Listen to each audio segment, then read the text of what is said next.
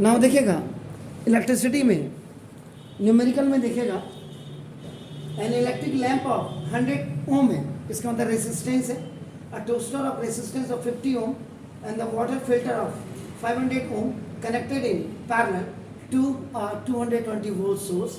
If the resistance, what is the resistance of an electric iron?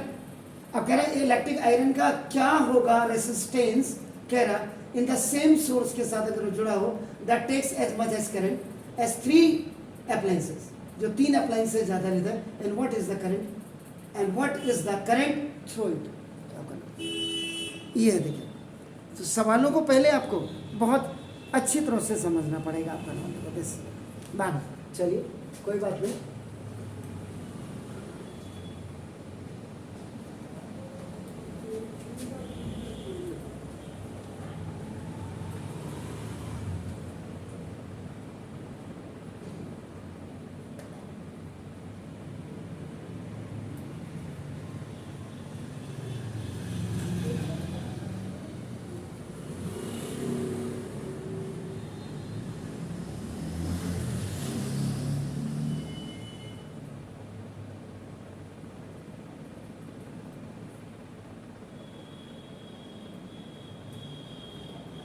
ये 220 volt की line है supply,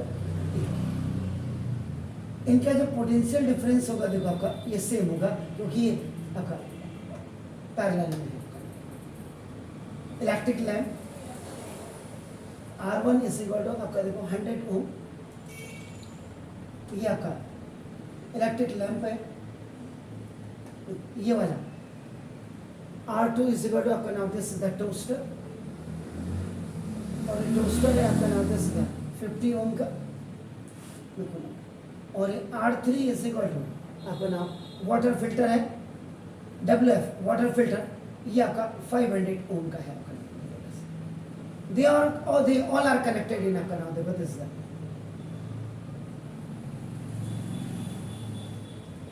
कायदे से ये I1 होगा, ये I2 होगा और ये I3 होगा, यहां तक ये I होगा। इन पैरेलल आपका all 3 different resistances have different electric current, आपका I1 I2 I3।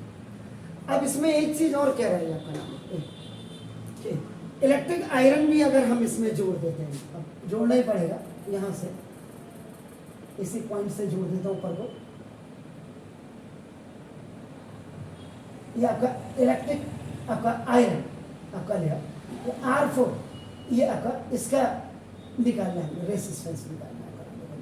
चलो इसके बाद को यही जोड़ देंगे आपका, ऐसे करके नीचे आ जाएगा, ये निकालना आपने। तो 3 के 3 जो आप गैजेट्स देख रहे हैं आपका नाम, ये आपका दे आर नाम, और इधर को आना चाहिए, हाँ ये एरो उल्टा नहीं होना चाहिए आपका, इलेक्ट्रिक करंट ऊपर को जा रहा है देखो, इसलिए ये बिल्कुल भी फिगर से ही पता लग जाती है आपकी मेहनत। एरो now anyhow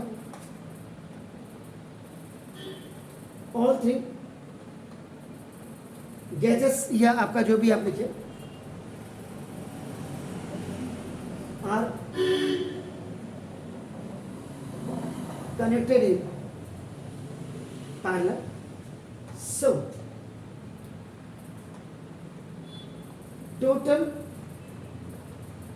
इक्विवेलेंट या रिजल्टिंग जो भी इक्विवेलेंट रेसिस्टेंस इन पैरेलल, उसने फिगर बनाने के लिए, लेकिन आपको फिगर बना करके अपनी क्लियरेंसी देनी है आपका, देखो in parallel 1/RP is equal to RP is equal to 1/R1 plus 1/R2 और प्लस 1/R3।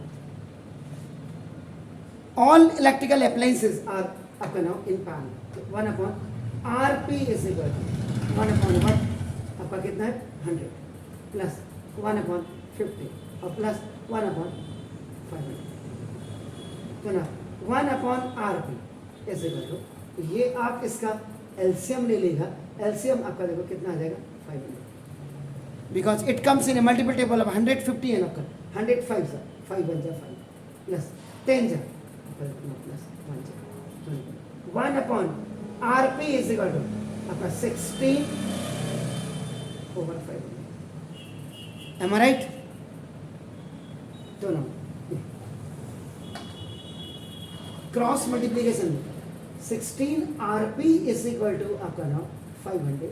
तो RP इज इक्वल टू आपका ना 500 बाई 16, ये आपका बाई क्रॉस मल्टीप्लीकेशन, या अगर आप मल्टीप्लाई नहीं करते तो लिखते रेसिप्रोकल ऑफ बोथ साइड्स. तो रेसिप्रोकल ऑफ बोथ साइड्स में भी RP over 1 is equal to 500 over 16 भी आ जाता है.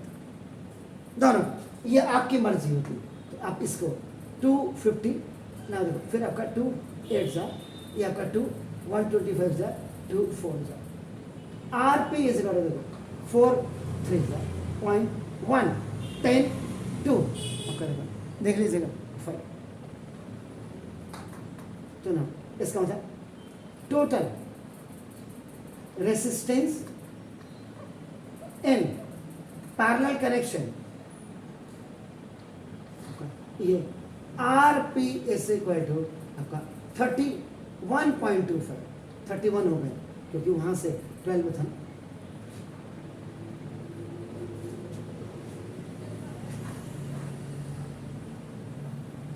कोई शक बताइएगा. अब आपको निकालना क्या है, रेसिस्टेंस ऑफ इलेक्ट्रिक आयरन आपका. अब आपका सेकेंडरी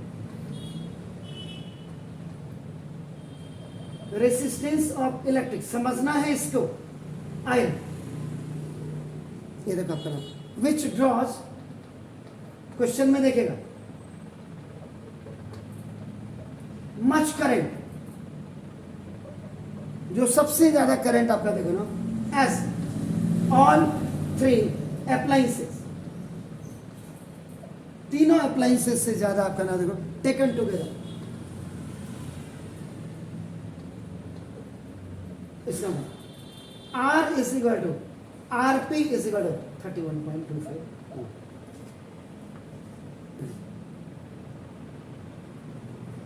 तीनों के बराबर है. As much as current as all 3 appliances taken together, तीनों के बराबर आपका नाम. ठीक हो गया. सुनो इसका मतलब करंट. अब आपको क्या निकालना, करंट पासिंग थ्रू इट. तो करंट जिसका निकलेगा आपका देखो by ohm's law, V is equal to I into R हो गया. इससे I is equal to V upon ये आपका एक्चुअल में ये R, वही R क्योंकि R इज इक्वल टू आपका RP 3 के बराबर हो गया. ठीक है. I is equal to V कितना है 220 ओवर ये कितना है 31. तो 5 की मल्टीपल टेबल में आता है आपका नंबर 5 से 5 4 जा और 5 4 जा. 5 के टेबल में आपका 5 6 जा 30, आपका डेसिमल लग गया तो 5 2 जा 5 25. तो आपका अब इसका 4400 बाई 624 डेसिमल मैंने यहाँ से बढ़ा दिया. तो 6 7 6 जा 42 आपका होता. तो ये लगभग आपका 7.04 एम्पियर आपका आएगा. Is it clear. तो आपका ना appliances and what is the current through it. So now the current was drawn by electric iron equal to 7.04. Please wait, अगला क्वेश्चन करते हैं.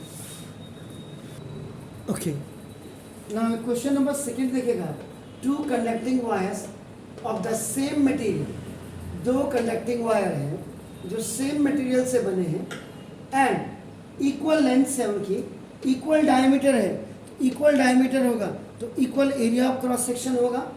फर्स्ट कनेक्टेड, एक बार उनको सीरीज में कनेक्ट किया जाता है एंड उसके बाद उनको आपका पैरेलल में, आपका पैरेलल की जगह में मैंने साइन बनाया, पैरेलल में आपका सर्किट में उनको आपका किया जाता है. और द सेम पोटेंशियल डिफरेंस, जिनका सेम पोटेंशियल डिफरेंस होता है, the ratio of heat produce आपका नंबर. अब यहाँ पे ये जैसे अभी तक आपकी ऑनलाइन क्लासेस चल रही थी, आपको ऑनलाइन क्लासेस में होगा कि आपका ऑप्शन दे दिया।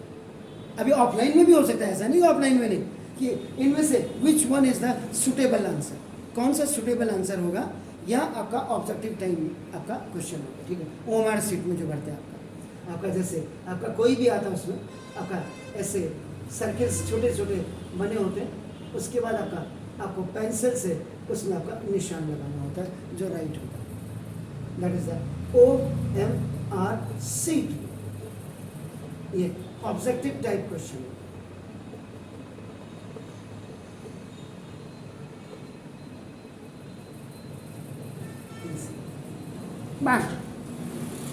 एक चीज दूसरा आपको याद होगा कि हमने H इज इक्वल टू आपका I²RT एक फॉर्मूला पढ़ा है। जब IRT के रिस्पेक्ट में होगा, H इज इक्वल टू आपका ये V²RT भी हो सकता है। इसे कई बच्चों को पता ही नहीं होता है, उन्होंने तो ये पढ़ाया था, उन्होंने तो ये आपको पढ़ाया गया। आप वीडियो देखिएगा, पिछला वीडियो उसमें क्लियर किया गया था। W is equal to I into I, आपका Q इज इक्वल टू आपका I इंटू टी था आपका। आपने क्या किया था, देखो अगर आप याद करेगा, W इज इक्वल टू आपने Q भी लिखा था, याद करेगा। उसके बाद आपने Q is equal to IT किया था, याद करेगा। मैं सिर्फ आपको मेमोराइज करने के लिए कह रहा हूँ। और उसके बाद ओम्स लॉ से V is equal to IR किया था ना।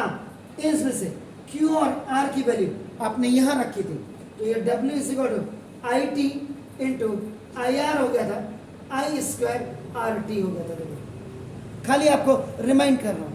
उसके बाद आपने क्या कहा था कि work done is equal to आपने कहा था हीट प्रोड्यूस्ड, याद करेगा। उसके लिए आपको वीडियो जरूर देखेगा। तो W इज इक्वल आपने क्या किया था, H। उसके बाद हमने finally H is equal to I²RT किया। ये तब होगा जब in terms of electric current, resistance and time होगा, और जब in terms of potential voltage, आपका पोटेंशियल डिफरेंस R और T होगा। सेम पोटेंशियल डिफरेंस लिखा हुआ है आपका, ये वाला फॉर्मूला आप इसमें यूज करेंगे। ठीक हो गया। दो कंडक्टिंग वायर। अब आपका सॉल्यूशन में आप आते हैं,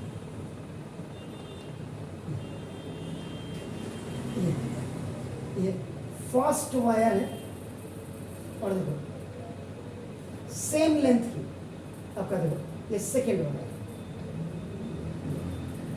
सेम लेंथ है, सेम डायमीटर है, तो same area of cross section भी रहेगा।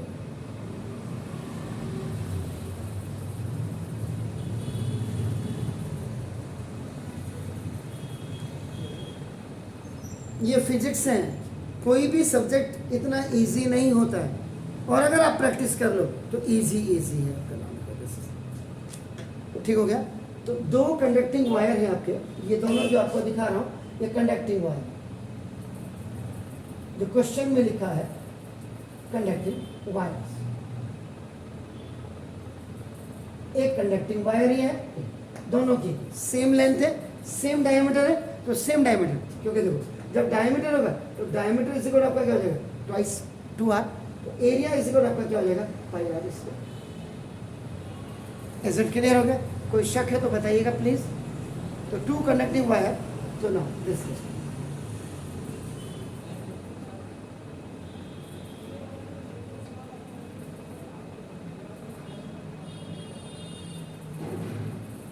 have same length,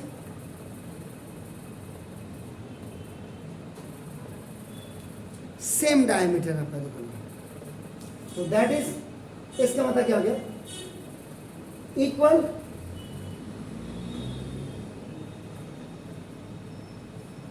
cross section area. ठीक हो गया? कोई दिक्कत है तो बताए। आर ऑफ द, देखो are of the same material से भी बने,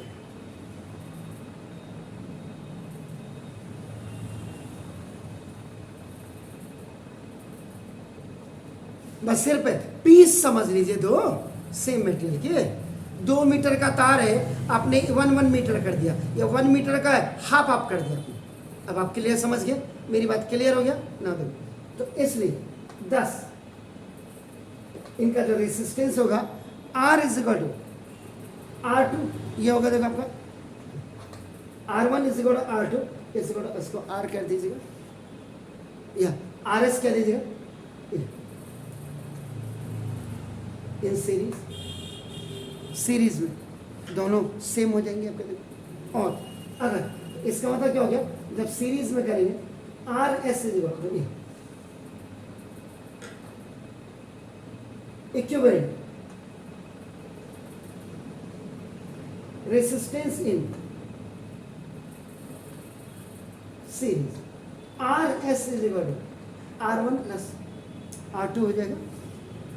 ठीक है, तो दोनों ही क्या है, सेम है, दोनों ही सेम है आपका, दोनों ही सेम। तो आपका रिजल्टेंट रेसिस्टेंस क्या होगा, श्योर है, क्लियर? इसका मतलब ये इसी का देखो पहले आपका ए, इसी का सॉरी चलो इसी में कर देते हैं, व्हेन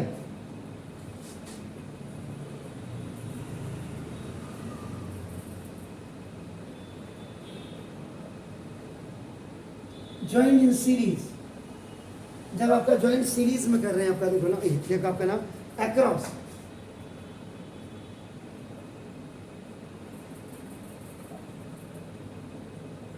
द वोल्टेज सोर्स, ठीक है, then heat produced to time T तक आपने किया तो क्या हो जाएगा, heat produced in series, clear हो गया?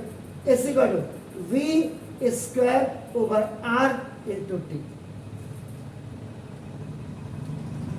पोटेंशियल डिफरेंस के अक्रॉस दिया, HS is equal to V square over, अब आप देखो ये सीरीज में RS कर देना, RS कितना है आपके पास, 2R, क्योंकि दोनों ही बराबर है ना आपका, ठीक हो गया, कोई दिक्कत तो नहीं है, दोनों ही बराबर है, R1 R2 इज इक्वल तो आपका देखो ठीक हो गया 2R और इनटू आपका कितना हो गया, इसका मतलब क्या हो गया, V square T over 2R, ये वाला आप इसको देखिए, कोई शक ना? अब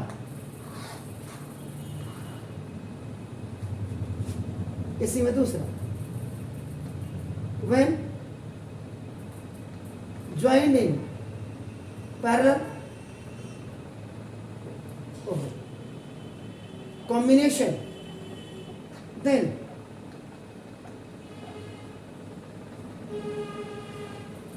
equivalent resistance 1/RP पैरेलल में, इसी का 1/R1 प्लस 1/R2 आपने किया तो देखो 1/RP इज इक्वल आपका, ये भी R है और दोनों सेम है आपका, देखो ना 1/RP is equal to R, आपने एलसीएम ले लिया दोनों का तो 1 + 1 दोनों को, यहाँ मैथ वाले हो आप तो क्रॉस मल्टीप्लीकेशन करिए या रेसिप्रोकल आप बोथ साइड्स कर दीजिएगा, आपका क्या हो जाएगा, आपका RP is equal to R/2।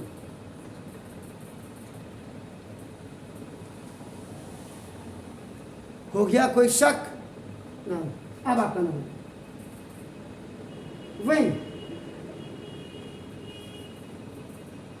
joined in parallel with the voltage source,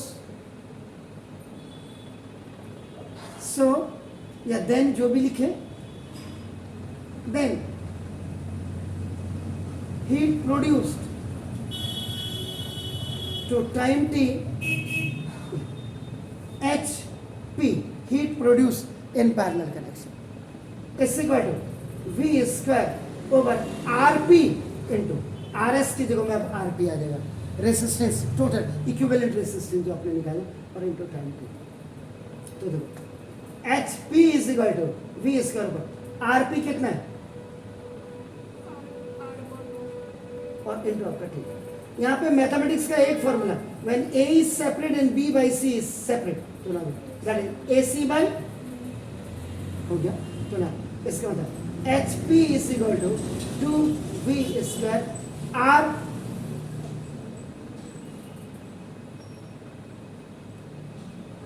आपको निकालना क्या है एग्जैक्टली आपको ratio of heat produced in series and parallel में H S over H P is equal to H S की value V square T over 2r over वहां देखो 2v square over r, ठीक है, और 2v square over r into T लिख रहा हूँ मोहतरमा, a by B by C by D, ratio and proportion, तो क्या फॉर्मूला बनता है A D by B C बनता है इसका मतलब, तो therefore H S over H P is equal to V square T over 2r into वो ऊपर चला जाएगा r over 2v square T, A by B by C by D हो, ये पूरा सी है, देखो V square cancel, V square T, T के साथ r के साथ H S over H P is equal 1/2 2 जा 4, तो देखो heat produce in series ratio heat produce 1:4,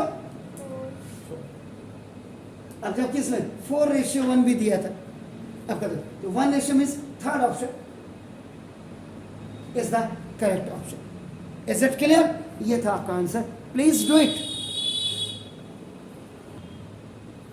अब ये सवाल को वही बच्चा कर पाएगा जो कि देखो रेगुलर होगा। द फर्स्ट थिंग इज आपका नाम, जिसको थ्योरी का बहुत अच्छा नॉलेज होगा, जिसको फॉर्मूला का नॉलेज होगा, और उससे बेहतर क्वेश्चन को जो अंडरस्टैंडिंग है वो जिसकी परफेक्ट होगी वही इस क्वेश्चन को कर सकता है, ये याद रखिएगा। तो रेगुलर होना बहुत ज़रूरी होता है आपका, देखो ना, क्योंकि छोटे छोटे इंस्टीट्यूशंस में क्या होता है, माँ बाप फिर बात को छुट्टी में बच्चा गया डंडा टीचर के ऊपर, बड़े इंस्टीट्यूशंस में नहीं होता ये चीज़ें।